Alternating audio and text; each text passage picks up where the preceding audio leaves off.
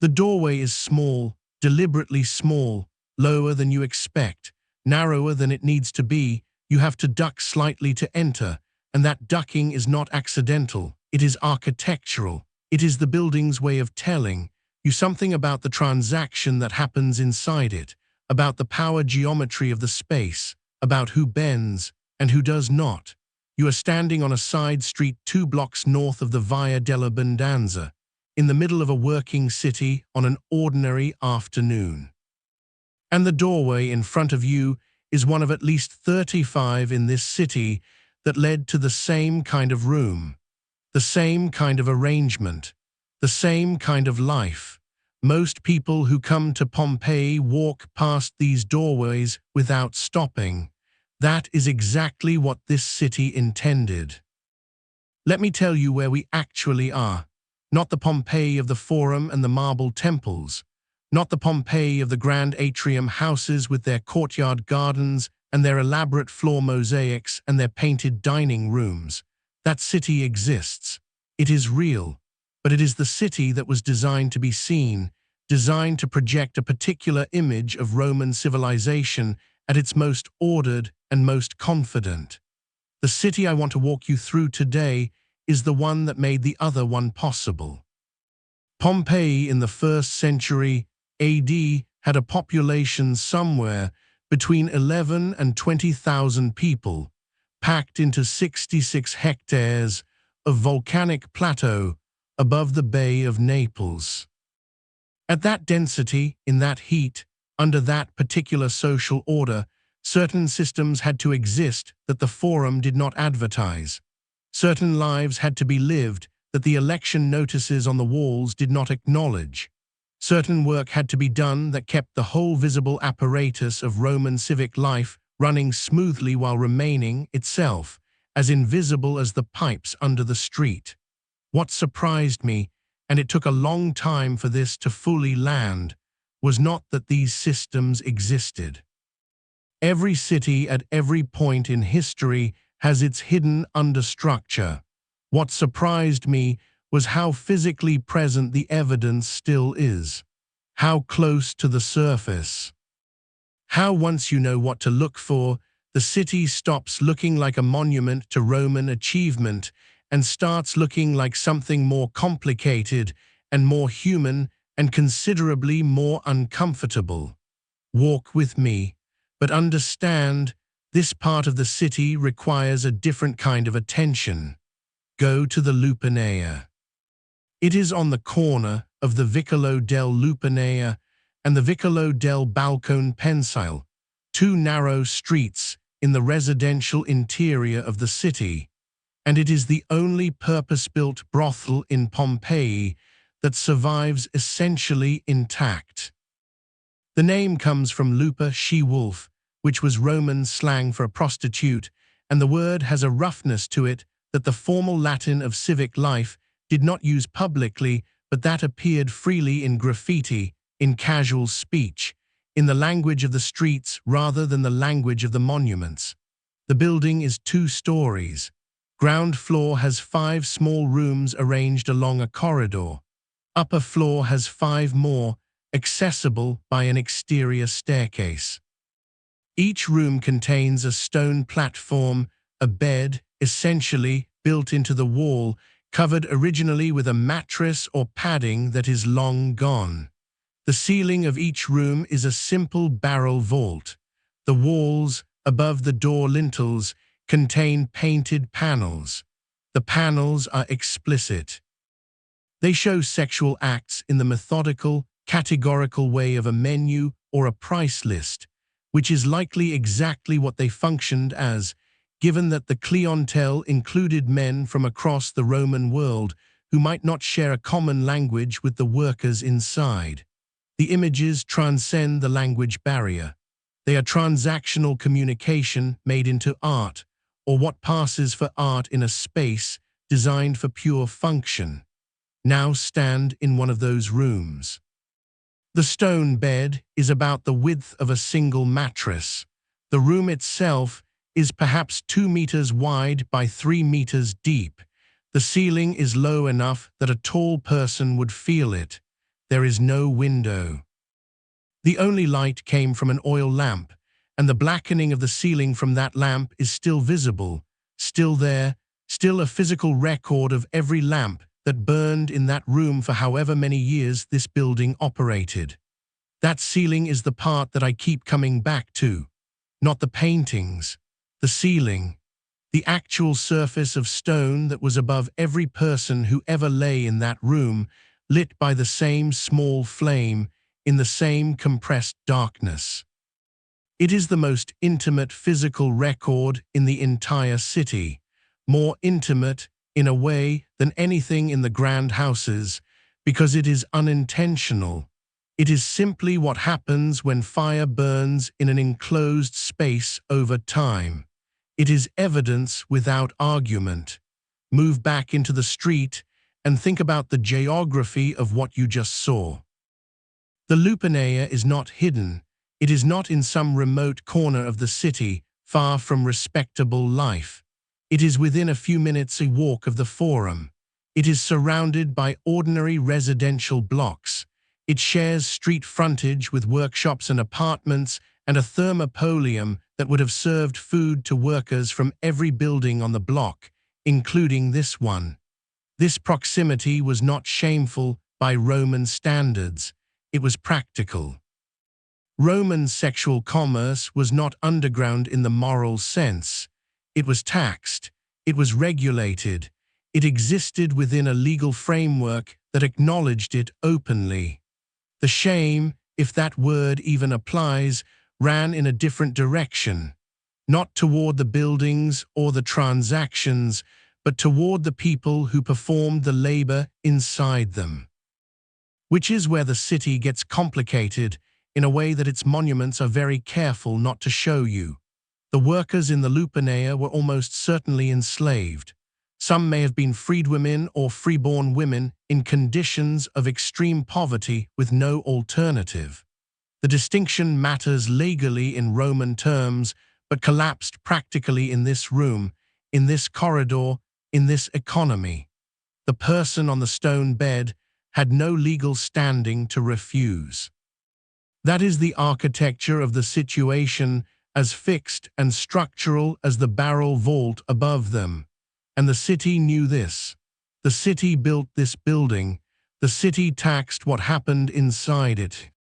The same city that built the temple of Jupiter and the basilica and the public fountains and the stepping stones on the Via della Bendanza. That city also built this room and put people in it and collected revenue from it. That is not an aberration. That is the system. Walk south from the Lupaneia back toward the main street and pay attention to a different kind of doorway. The workshops of Pompeii, the workshops of the fuller, the baker, the tanner, the metalworker, the die maker, all have a particular physical signature. Wide doorway, usually with a wooden shutter that folds back completely to open the entire frontage to the street, counter at the threshold or just behind it. Interior space extending back into the building, often with a mezzanine above accessed by a steep wooden ladder where the workers sleep. That mezzanine is important. It appears in workshop after workshop throughout the city, always positioned above the working floor, always accessed by the same steep internal ladder, always too low to stand fully upright in. These were sleeping spaces for enslaved workers who did not leave the premises at the end of a workday because there was nowhere for them to go. Their life and their labor occupied the same building. The workshop was where they worked. The mezzanine above it was where they slept. The distance between those two facts was about 3 meters of vertical space and a wooden ladder. Pompeii's economy ran on this arrangement.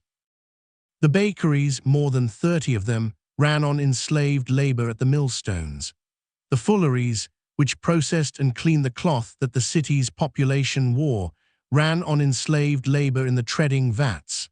The large households, the house of the faun, the house of the vetii, the house of the tragic poet, ran on enslaved domestic labor that cooked, cleaned, educated the children, carried messages, managed accounts, and performed every function that made a wealthy Roman household look effortless from the outside.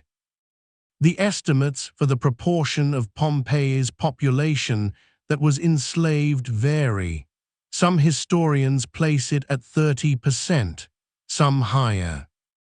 Walk the city with that number in mind, and it stops looking like a city of citizens and starts looking like something with a completely different center of gravity. Go to the House of the Vetii because it makes this visible in a way that almost nothing else does. The House of the Vetii is one of the most photographed houses in Pompeii. It has extraordinary wall paintings.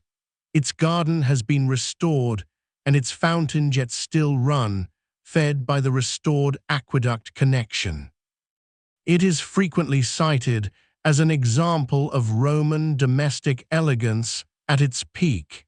Its owners were freedmen. Former slaves who had earned or purchased their freedom built a commercial fortune, almost certainly in the wine trade, and translated that fortune into this house, these paintings, this garden, this display of achieved status. The Vetii brothers understood Roman social performance precisely because they had watched it from below, from the position of people who were property first and persons second. Inside the house, the wall paintings are not all elegant mythological scenes. In the service corridor near the kitchen entrance, there are paintings of a different kind. Explicit, commercial, the same visual language as the Lupaneia, but here in a domestic space, in a working corridor, placed where the household's enslaved workers passed daily. What those paintings mean in this specific location, whether they are a reminder of status, a joke at someone's expense, wallpaper for a service corridor that no respectable visitor would enter, is something scholars still argue about. What they are not is accidental. Someone decided to put them there. Someone painted them. Someone lived past them every day. Now move toward the edge of the forum, but stay on the streets just outside it.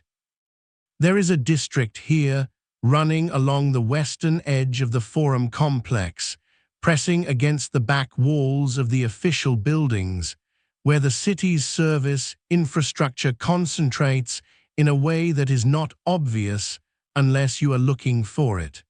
The small shops that catered to the forum trade. The snack bars positioned to catch the foot traffic of men leaving the basilica after a morning of legal business. The workshops that produced and repaired the tools and goods and materials that the forum's commerce required. And scattered among these, in doorways and side passages and the spaces between buildings, the evidence of people whose labor was entirely invisible to the official record of the city. The delivery workers, the water carriers, the message runners. The people who clean the public latrines at hours when no one else was there. The street vendors operating without a fixed address, without a counter, without a painted sign, selling from baskets and trays and the space of their own hands. These people are almost completely absent from Pompeii's archaeology in the way that archaeology records individual lives through house contents, through personal objects, through the rooms that organized daily existence. They are present only in the infrastructure they served, in the worn surfaces they crossed, in the channels they maintained, in the systems they kept running that allowed the forum to function as though it ran itself. What I find impossible to stop thinking about when I stand in the forum and feel its grandeur is the number of people whose daily labor is embedded in every surface of it and whose names are not written anywhere. Go to the back streets of the eastern neighborhoods, past the amphitheater, into the district that pressed against the city's eastern wall. This is where Pompeii stratifies most sharply, where the distance between the House of the Faun with its full city block its two atriums, its million tessera mosaic floor, and the reality of how most people in this city actually lived becomes undeniable. The apartments above the eastern workshops are single rooms, sometimes two rooms if the family had some modest stability. The ceiling heights are lower than in the wealthy houses. The walls are roughly plastered and sometimes painted with simple geometric patterns that echo, at a distance, the elaborate decorative schemes of the grand atrium houses, the same visual vocabulary, executed in a fraction of the time, with a fraction of the materials, gesturing toward a comfort and status that remained just out of reach. The street outside these rooms is narrower than the major streets. The stepping stones are less regular. The public fountain is further away. The light arrives later in the morning and leaves earlier in the afternoon because the buildings on both sides are tall enough and close enough to shade the street for most of the day. In summer, this provides some relief from the heat. In winter, it means a cold and dim existence at ground level. The people living in these rooms were not enslaved, most of them. They were freed, or freeborn poor, or immigrants from the wider Roman world, or the family members of skilled workers whose skills did not translate into prosperity. They ate at Thermopolia because they had no kitchen. They bathed at the Stabian baths because they had no water supply beyond the public fountain. They slept in rooms they rented from landlords who are, in several cases, identifiable from property records that survived wealthy residents who own not just their grand atrium house, but the workshop frontage on the street behind it and the rented rooms above that, and collected income from all of it simultaneously. Wealth in Pompeii was not just about what you owned and displayed. It was about what you controlled. The housing, the employment, the access to the basic systems, water, food, legal protection that made life in the city possible. If you controlled those systems, the city worked for you. If you depended on those systems, you worked for the city. Here is the moment I need you to sit with. Go back to the Lupaneia. Don't go inside. Just stand in the street outside it in the afternoon when the shadow of the upper story has crossed to the opposite wall and the street is mostly shade. Look at the graffiti. The walls outside the Lupaneia and the walls of the streets around it carry more graffiti than almost any other surface in Pompeii. Not the painted election notices, not the formal painted advertisements for gladiatorial games. The scratched kind. Knife point or nail point or sharp stone cut into the plaster at approximately standing height, in handwriting that ranges from practiced and careful to barely literate, in Latin that is sometimes grammatically correct and sometimes phonetically improvised by someone writing in a language that was not their first. The graffiti records names, acts, prices, opinions, insults, jokes so specific to their moment that they are now opaque, and among all of that, occasionally something else. Something that does not fit the transactional record, a statement of feeling, a claim to existence, a name written alone, not in the context of any commercial transaction, just a name. I was here. I existed. I passed this wall and I left my name on it because leaving your name on something is the most basic human assertion that you were real.